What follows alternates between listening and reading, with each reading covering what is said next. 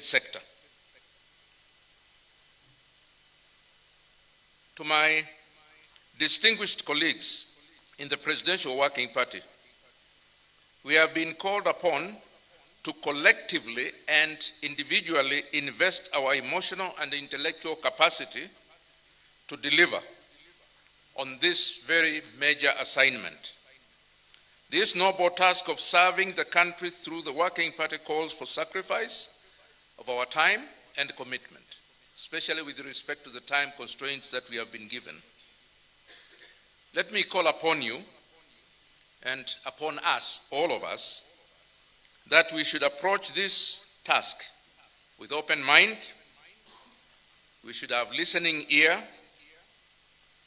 We should have empathy in our hearts as we engage the public and the stakeholders of diverse backgrounds, so that whatever recommendations we 6 months, we have to deliver. We assure you that the Working Party is fully committed to deliver on their assignment, and we will do that through open public participation, focused stakeholder engagement and consultations, and most important also, continuous engagements with experts in the education sector. To my distinguished colleagues in the Presidential Working Party, we have been called upon to collectively and individually invest our emotional and intellectual capacity to deliver on this very major assignment. This noble task of serving the country through the Working Party calls for sacrifice of our time and commitment, especially with respect to the time constraints that we have been given. Let me call upon you and upon us, all of us, that we should approach this task with open mind. We should have listening ear. We should have empathy in our hearts as we engage the public and the stakeholders of diverse backgrounds, so that whatever recommendations we deliver will be jointly and collectively owned by all parties. I also challenge ourselves as a team to remain objective in the course of our work, and let us uphold honesty, integrity, confidentiality as we discharge our responsibility under this assignment, because it's a major assignment. Our appointment comes at a time when the country is implementing competence-based curriculum. Consequently, we should benefit from the findings of previous presidential working commissions, task forces, and so on, which Abdi has taken us through. So we are not beginning from zero. There is data, there is information, there is evidence that is available, which as a team we can begin with. We will therefore need to consult the reports of the previous teams, as well as any policy papers and reports by various agencies in the sector. And allow me really to call upon the respective agencies that are represented here in the ministry, the chairman of the boards and so on, and CEOs, for their full support and to enable the Working Party deliver on its mandate within the given time. So we will approach you, and really ours is to request you please to engage with us, supply whatever that information that we need so that we can deliver within the time. Your Excellency, in the coming days, we will issue a call for public views, and we will also share a stakeholder engagement program for submissions that shall inform the Working Party in the execution of its mandate. That will be done next week. We want to assure the country that the Working Party plans to visit and to wish God's blessings upon all of you. It is now my pleasure, very distinguished and very humble duty, Max.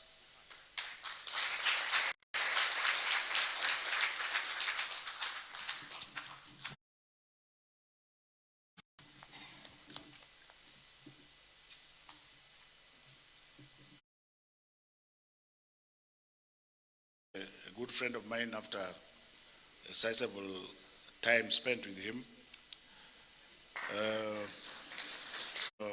My Chief Administrative Secretary, Dr. Sarah Ruto, who is here. All the three PSs from the Ministry of Education, including Dr. Bello Kipsang by extension, who was the PS for a very long time. The CEO of the Teachers Service Commission, Dr. Nancy Njeri Macharia, with whom I have worked extremely well over the years. Members of the Presidential Working Party on Education, Director General, all the other directors of education,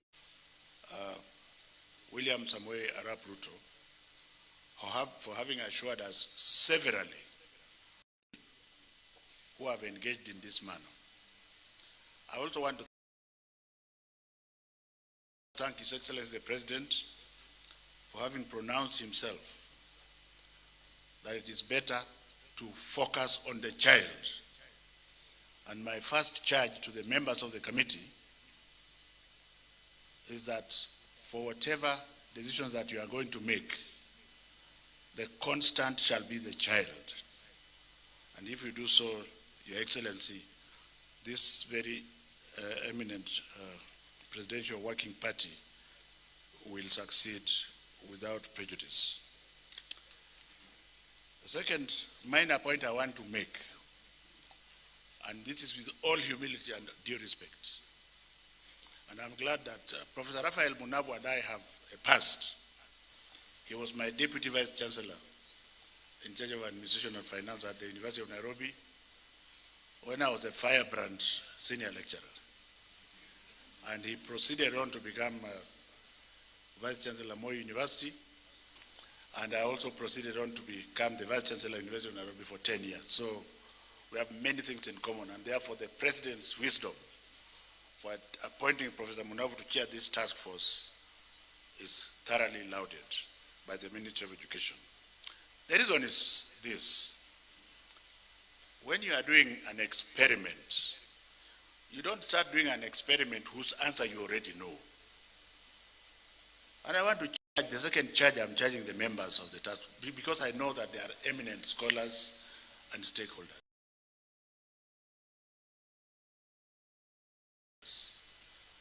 In order to assist His Excellency the President in doing what he has to do, more specifically with the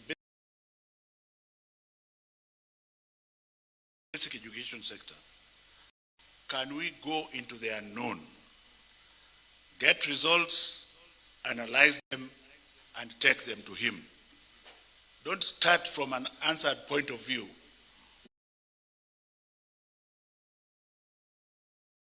Where now you are working from what you want to bring to him. You shall not have helped him.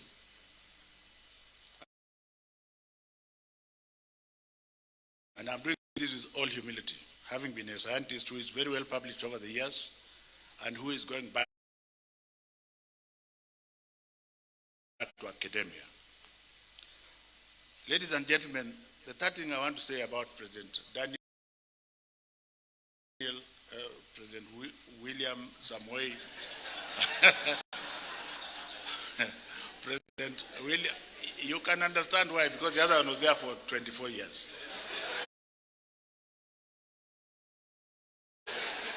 I've worked with him, and Maya is somebody who listens and takes views, including those he didn't want to hear. And I'm telling you this here because I'm a very strange person. I add no political value to anybody. I am a thoroughbred technocrat. My value is in service and profession. So I'm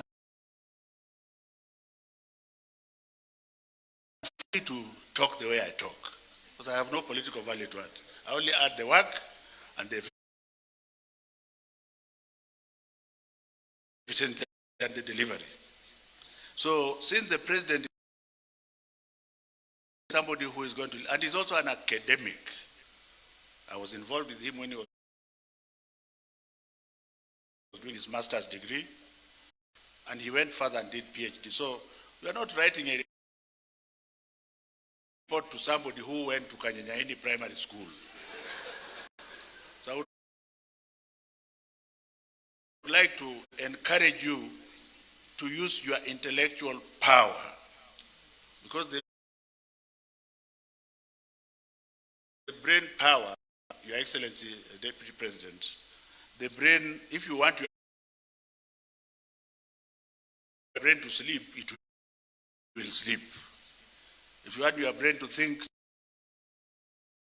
that you can add value to our children, then you will think. So I'm hoping that I don't want to pronounce myself more than that in the basic education sector, because my sentiments are known, and it is not my intention to repeat them here. But allow me, Your Excellency, to say one or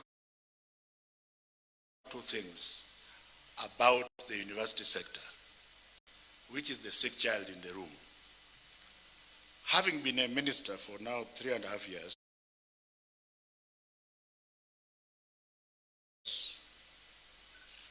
I have found out that since the government was not reorganized, it is still one minister, the basic education sector takes 85% of the time.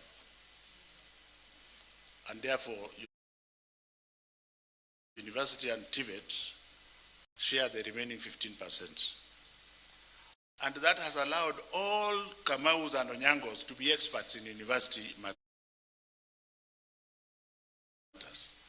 Even people who don't know anything about universities.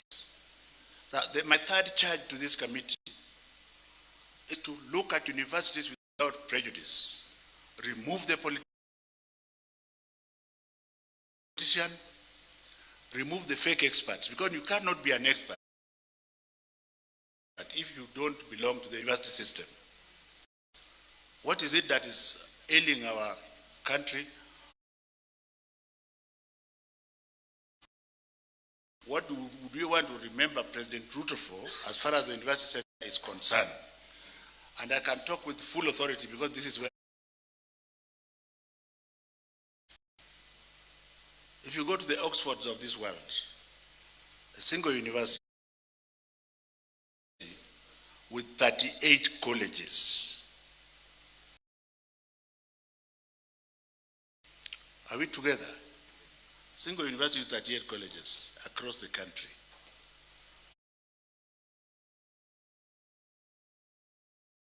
Why are we having 3-4 universities in a township? And then you make it by creating other branches in other townships. And everybody is quiet because it is not politically correct. I think His Excellency President William Samoei Ruto has given you the opportunity as the technocrats. They are underfunded. The only university that I know is the University of Nairobi, and my Vice Chancellor is here, Professor Rigathi Gachagua. Thank you very much. The others are also trying to get there. But do we then pull down the University of Nairobi and Moi University to another level, to be the same as Kanyanyaini University, where I come from? So if you are bold enough, you might give His Excellency the President good enough advice.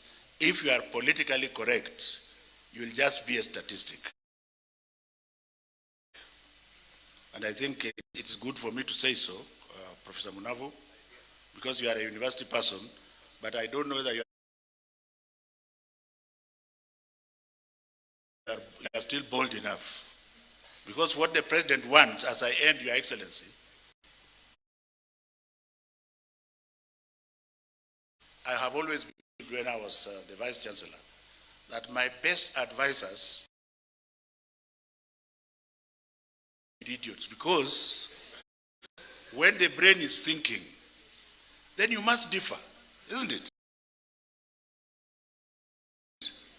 As intellectuals, you must differ. So I think the President has given you an opportunity to reform the university sector. A lot of investment, finally, Your Excellency, has been put in the TVET sector. The last charge as an outgoing minister to this of our people, that success is not by going to the university.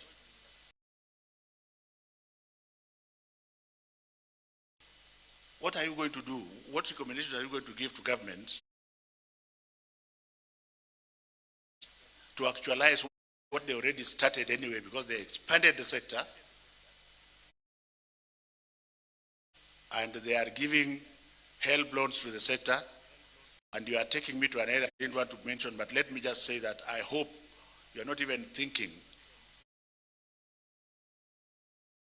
of combining universities.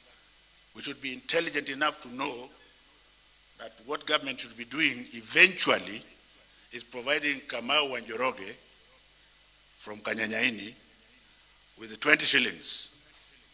And Kamau and Njoroge will then say, no, I am going to this university. And we make sure that the Kamau has gone to that university. Because government has already started funding the TVETs with help money. So help is already bigger than universities. Are we together here? That's a personal opinion which you can take to the toilet, but it's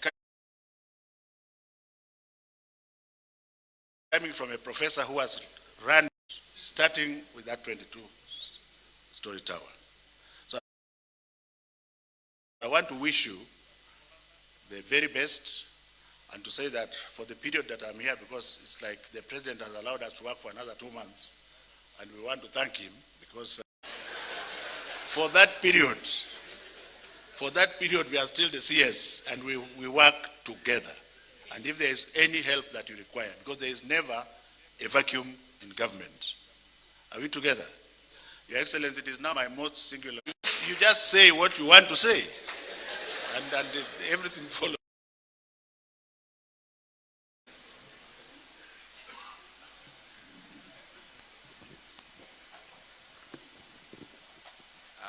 Thank you very much. Please be seated.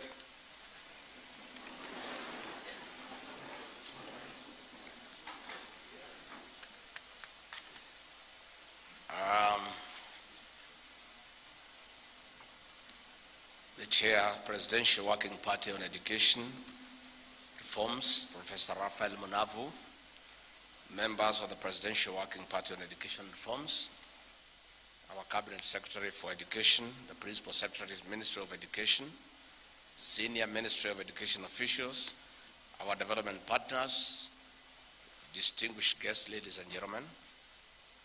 It is a great privilege for me to represent His Excellency the President, Dr. William Ruto, in officially launching this Presidential Working Party on educational reforms. I am well aware that this distinguished assembly has brought together eminent professionals, high achievers, impactful citizens, and public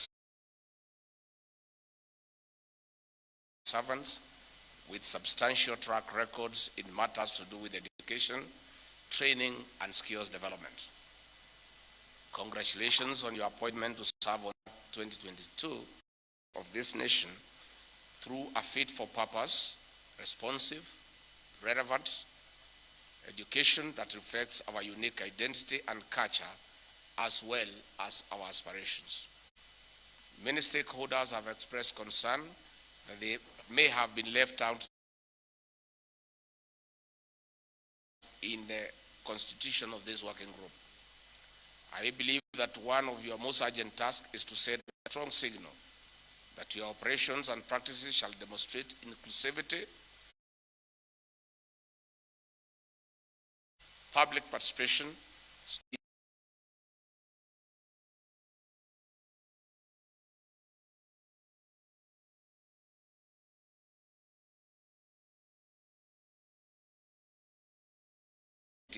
are much anticipated.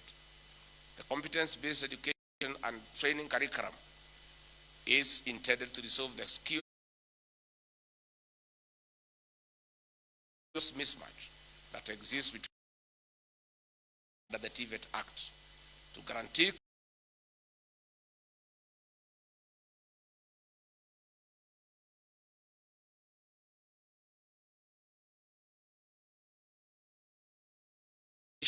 and training system majorly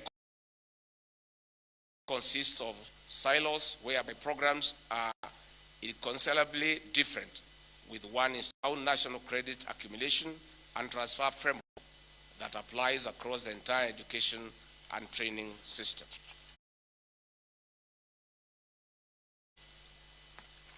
The university is the apex of knowledge. Inquiry, the university provides solutions to problems facing society and helps countries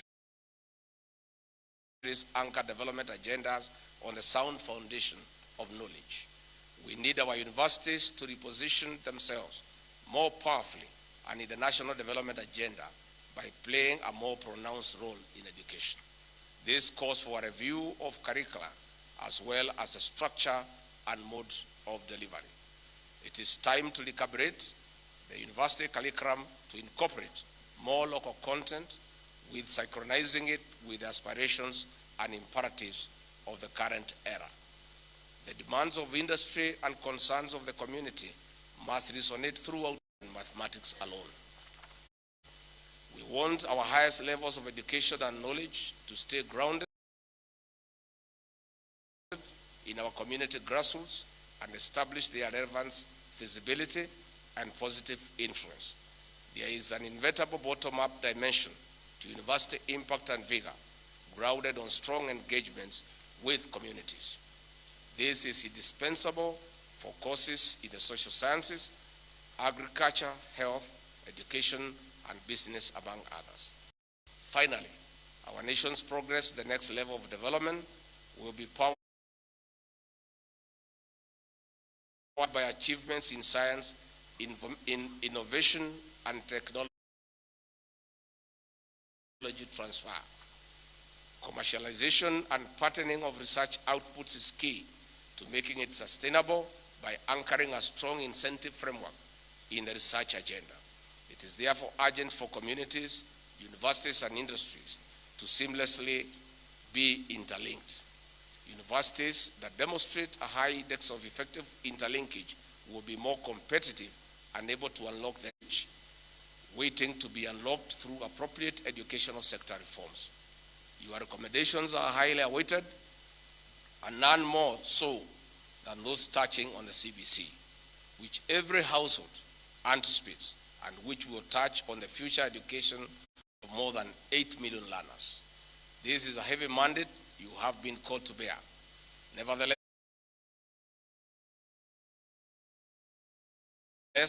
we are confident that you are more than equal to the task.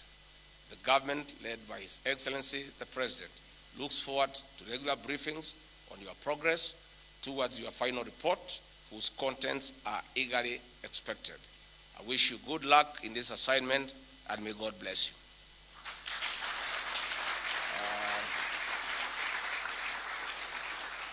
Thank you very much. I just wanted to say, the outgoing CS, we want to thank you for your commitment in assisting to put this team in place. You have a sana, and I want to assure you, we are not in a hurry to get rid of you. Take your time. This is your country, this is your government, and although there will be an incoming CS, I am sure you hold his hand, and you are senior citizen who have served this country with distinction. The government you served, you could not talk openly without reprieve. The one I serve is an open government, you say what you must. We are not interested in being praised and being told what we want to hear. Please listen to the people of Kenya. Kenyans of all walks of life who know one or two things to enrich our thinking so that we can lead this country to prosperity.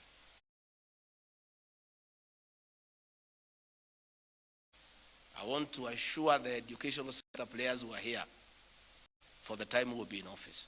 Let everybody do what you are good at. Let the teachers teach. Don't invite them to help you in politics. You shall get your respect from the president and I and our team. Never will it happen in this country under our leadership when we go to an institution and dress down a teacher or a lecturer in front of students and pupils, as happened to Professor Inaina in Kenyatta University. It will never happen. The teachers of this country, the lecturers, must be given their due respect and dignity. And where there are issues that we need to raise with them, we shall call them in the privacy of our offices and discuss the issues and the challenges, and in a dignified manner come up with a solution. I don't think it is right to lecture, to dress down a teacher in front of his students. It is not right, and that will not happen in our administration. I want to give you that assurance.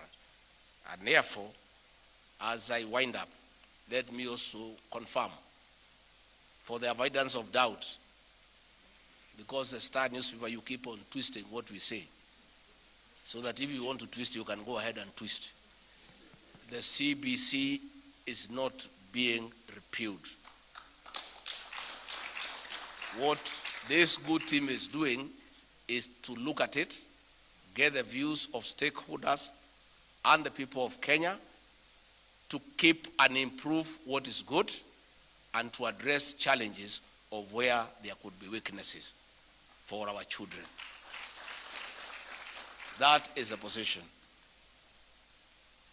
Number two, we had our plan, our manifesto, our educational charter. There are several things that we promised the teachers. The issue of delocalization that has destroyed families. The Ruto administration is for a strong family unit to keep families together, especially more so of those teachers and those Kenyans who are headed to retirement. We want to assist them to prepare for retirement. We'll be engaging with the TSC next week so that the issue of delocalization is dealt with once and for all, and teachers who are taken to places and their families put in an awkward situation, that matter is addressed so that we build strong family ties for a stronger nation. We also made a promise of employing 116,000 teachers in 2 years. We are having an engagement with the TSC and the Ministry of Education next week to roll out a program on how that will be achieved progressively. Of course, in very difficult circumstances. I said during Inauguration Day, and some Kenyans had an issue that I'm too truthful, and I should not be truthful when they are visitors. But truth is truth, whether they are visitors or whether we are locals. I want to reiterate once more, for the avoidance of doubt, we have inherited a dilapidated economy, and we have work to do to turn around the economy of this country. And we'll be calling upon all of you to bear with us because it is not easy. we are having a big challenge in terms of raising funds for government programs, because all the money we are collecting from Treasury, all of it is going to service public debts and to pay salaries. And therefore, there are many measures that will be taken to address that situation. But I want to give you hope. Last night, the President and I sat with the KRA for 7 hours. We parted at midnight to agree on how we collect more revenue so that we can collect about 3 trillion shillings by the end of the year to be able to fund our current and development budget. So don't give up. All is not lost. Despite the fact that we have a difficult situation, we are working on it, and everybody is coming along. And in the fullness of time, we will turn around the economy of this country. First and foremost, in the first 2 years, God willing, to return Kenya where President Mwai Kibaki left us, and progressively turn around the economy to improve the quality of lives and put money in the pocket of everybody, including teachers and educational stakeholders, so that people can improve their quality of life. So mimi nimeshukuru sana. I'm also a product of good education. So when I'm here, I'm very happy. If I did not go to school, I'm not sure I would be here.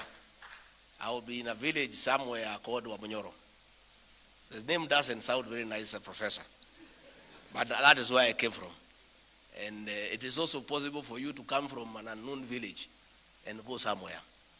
Dr. William Ruto was selling chicken. He went to a primary school called Kamagut.